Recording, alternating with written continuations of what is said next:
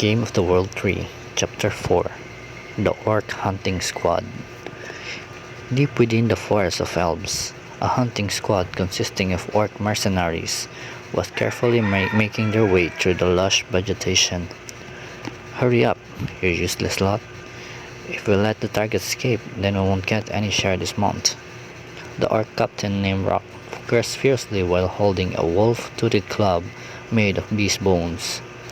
He kicked one of his subordinate's buttocks, turned back forward, and the vicious expression on his face immediately disappeared, replaced by a smiling one as he looked towards the towering world tree in the distance. However, due to his sharp teeth and crude face, such gesture made him appear more particularly hideous. Hehehe, the priest was right. As long as we stay near the world tree, then we'll definitely catch this group of foolish long-eared creatures. Thinking about the potential rewards that would come from this hunt, Rock's anticipation grew even stronger.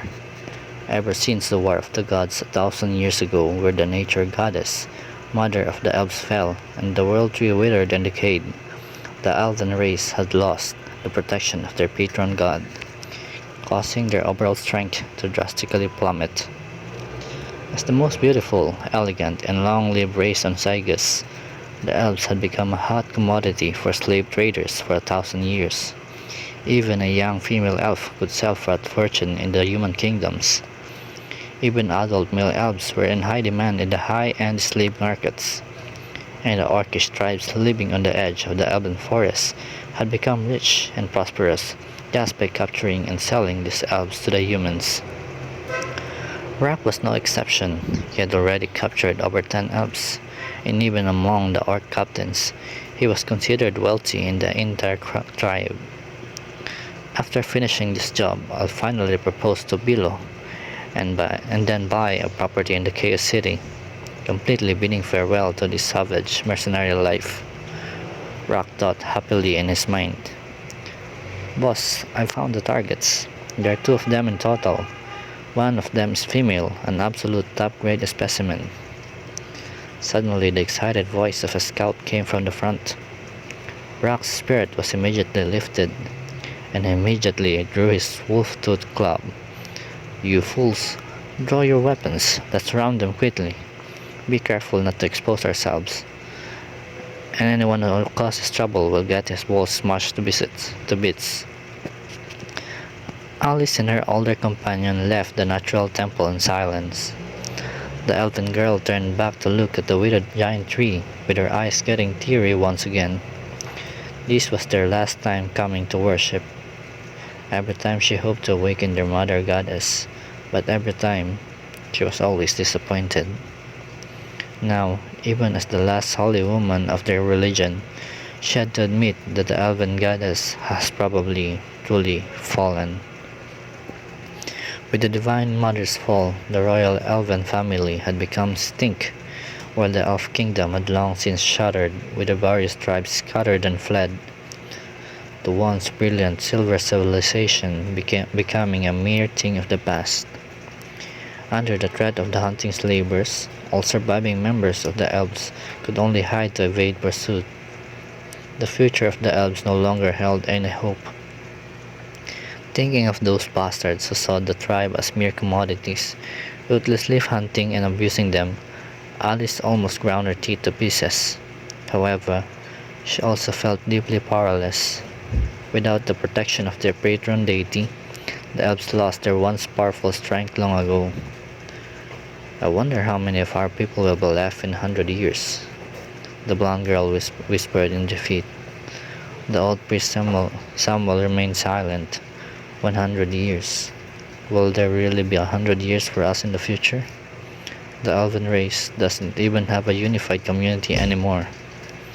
Even if they were to regain their power now, without the protection of their goddess, and without a sufficient population, it would still be difficult to restore their former glory. The 2 walked in silence, feeling heavy-hearted. Suddenly, Samuel's expression changed slightly, and his 2 pointed ears involuntarily twitched in alarm. He stood up straight, reached out and bent a tree branch, and sniffed it slightly. Then his face changed drastically. "Oh no, there are orc marks here!" Before I finished speaking, the surrounding grass rustled with the sound of excited howls, and more than a dozen grotesque and bullish huge figures emerged from their ambush, completely surrounding the two of them like a pack of wild hyenas. They had fallen into a trap. Seeing the sudden appearance of the orcs, the two elves' faces changed dramatically. They immediately stood back to back, pulling one out of their own staffs and weapons. A dozen or so beastmen greedily looked at the elf girl with their sinister eyes, causing Alice's body to tremble. Seeing that familiar mercenary attire, an endless amount of anger surged out to the heart of the young girl. They had encountered an orc hunting team. Samuel, the old priest, had a rigid expression. He gritted his teeth and shouted, "I'll hold them off. You escape instead." After speaking, he then let out a loud roar and began to chant a rhythmic spell. He transformed into a black bear that was 4 meters tall. This was his druid skill, allowing him to transform any another natural creature temporarily and gain 70% of their strength. The bear transformed into was a powerful third-tier monster unique to the elven forest, with a strength of low iron. Feeling the pressure from the bear, the orcish mercenaries stirred slightly. Their expression became serious. However, before Samuel in bear form could even attack, a large wolf-toothed club suddenly flew towards him and violently struck his chest. With a fracturing sound of bones, the bear let out a painful howl, spewing a mouthful of blood. Then his body crashed into the ground, and once again transforming back into the appearance of an elderly elf. At this moment, the old priest was already in the bloody mess, unconscious, and lying in a pool of his own blood. Just one blow, and their greatest force had been disabled just like this. So weak. The orcs cheered and slowly made way as a towering figure, standing at 3 meters tall and resembling a mountain of flesh, approached. Just their leader, Rock. The orc captain picked up the wolf-toothed club from the ground, licked the blood from the bone spikes, and his eyes were full of mockery. Alice looked at him in disbelief, her voice trembling. High iron rank. High iron rank meant that the opponent's level had reached at least level 31, and being able to defeat Samuel with just one move, it was likely that the leader had reached the peak of the iron rank. For a moment, she felt infinite despair in her heart. She turned and looked at the withered world tree, her eyes filled with sadness. Mother Goddess, is this your punishment for us? Goddess, that old tree of yours was burned down by the gods thousands of years ago. Rock sneered at the distant giant tree, making a spitting gesture full of disdain before licking his lips and shaking his head. He was bare satisfied with his one strike just now. Only a few days ago, he had finally been promoted to level 40, reaching the peak of the iron rank, with only one level away from the silver rank. With the might of the hunter god, after finishing this job, I will have enough resources to promote myself to the silver rank and become the strongest among the orcs. Rock thought to himself, feeling extremely pleased. He then looked Alice up and down with a hint of amazement flickering in his eyes as his face couldn't hide his surprise. Sure enough, it's a really good-looking slave. Now we're in business, boys. After speaking, he leered at the girl and threatened, "You'd better stay put, or you'll suffer even more, otherwise." The surrounding orcs also chuckled in agreement. Alice's eyes were filled with anger, and she took a deep breath, straightened her body, and rebuked angrily. "Foul orcs, I would rather die than let you succeed." After speaking, she then drew her wand, preparing to fight to the death. However, before she could even take action, Rock's figure flashed slightly, and with a pop, her weapon was easily knocked away. So weak, and you still call yourself a silver race? The beastman's voice was full of mockery. Silver race. Hearing this infamous word, Alice's heart was even more sad. In the distant past, when the elves were still under the protection of their patron god, every adult elf had at least the strength of silver, and a race that the majority reaches silver rank at adulthood are celebrated as silver race. Back then, how brilliant was the civilization of the elves. Legends and demigods were everywhere within their ranks, but now, even an iron upper-class professional is difficult to produce. Not only that, but they are also bullied by the orcs who are notoriously called iron races. Alice clenched her fist, her heart filled with grief and indignation. Gehehe, at this point, do you still think you have any other choices? Rock sneered. Alice looked at him with hatred in her heart, feeling entirely helpless. Thinking about her people who were destroyed and killed in plunder and the slaughter, and also thinking about the tragic fate of her compatriots who were sold into slavery, Alice's heart became increasingly cold and desperate. Gradually, she calmed down. The elven girl closed her eyes and began to silently chant. One restrained magical wave after another spread out from the golden-haired elf as the center. Rock's expression immediately changed.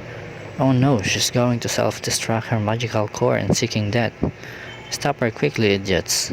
After hearing the leader's words, the orcs immediately became restless. Rock was even more angry in his heart. He wasn't worried that the self-destructing source of a mere iron would hurt him, but he didn't want the treasure he had just obtained to be gone, just like this. Living elves were living treasures, and dead ones were just useless corpses. Alice pursed her lips, and at this moment, all distant memories once again resurfaced in her mind. It was the time when she and her mother were still living happily together, 200 years ago. It was a scene where their tribe was still here, and everyone was praying devoutly to the mother goddess. It was the scene where her mother passed away, and she was selected as the last saint of their faith. A long crystal-clear teardrop rolled down her cheeks, and Alice recited the last sacrificial spell, instantly detonating her own power with faith. Radiant light burst forth from the girl like a golden sun. Rock's facial features contorted and shouted, "Stop her, quick!" Before he could even finish his order, the sand before him made him swallow his words. A subtle wave passed, and the girl's dying light flickered before wilting like a pop balloon. In the blink of an eye, everything returned to calmness. It was as if nothing had happened. The atmosphere became somewhat eerie for a moment.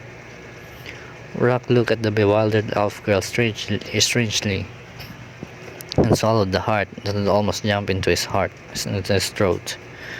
Then he chuckled. Useless thrush, who can't even self-destruct. Alice stared at her hands in a daze, muttering to herself constantly, "Why didn't it work? I didn't mispronounce the spell. What just happened? Mother Goddess, am I unable to control even my own life?" Watching the elf girl became stupefied, Rock breathed a sigh of relief, then ordered his men, "Bind her, be careful not to hurt her." However, his subordinates did not act. Rock frowned and asked, "What you are all doing?" The rest of the orcs didn't move, but instead looked at their captain in horror, backing away involuntarily as they did so. A burly-looking orc looked dizzily at Rock's back, swallowed hard, and then trembled as he pointed out his index finger with his voice trembling. "Boss, behind you." Behind him. Rock's eyebrows furrowed. A cool breeze accompanied by the scent of earth blew from behind him, and a huge shadow looms over everyone. Rock's heart skipped a beat, and a hint of unease spread through his heart. As he muttered to himself, Rock finally turned around cautiously. His expression instantly froze. Behind him, a 30-meter-tall Trent stood there with a frigid gaze. His sturdy body of black the sky and sun, and the immense pressure it emitted made the air freezing cold as if heralding their demise. Looking at the huge, terrifying figure, the orc captain's pupils contracted in disbelief. His eyes almost popped out as he opened his mouth incredulously, with his voice dry and shell-shocked. Oak tree guardian? How is this possible? Berserker's cold gaze swept over every orc, with his voice icy and devoid of any emotion. Speak, foul one. What did you say just now?